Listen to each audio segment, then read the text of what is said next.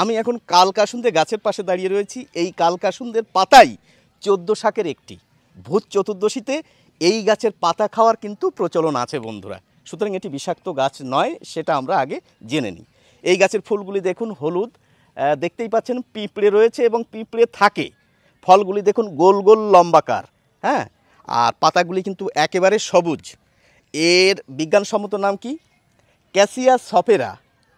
এবং যে নামগুলি এর আরও রয়েছে বাংলায়, সে নামগুলি আপনাদের একটু জানিয়ে রাখি, অনেকে হয়তো অবাক হবেন।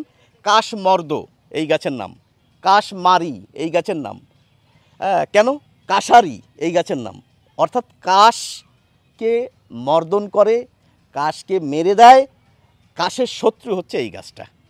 সুতরাং আরেকটি ব্যবহার রয়েছে এই গাছের পাতা বেটে বন্ধুরা যে রসটা বের হয় সেটি কিন্তু সাধারণ চর্মরোগেও ব্যবহার করা হয় এই কালকাসুন্দে গাছটি। তাছাড়া আপনারা শুনেছেন যে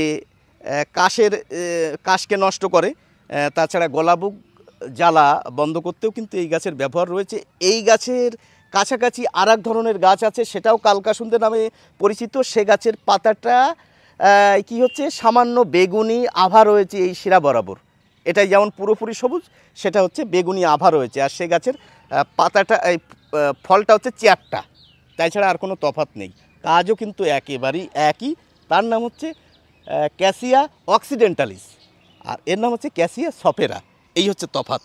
এই গাছের পাতা শাক হিসেবে খাওয়া হয়, এটা কিন্তু আমাদের মনে রাখতে হবে। ভূত চতুর্দশীতে 14 শাক হিসেবে।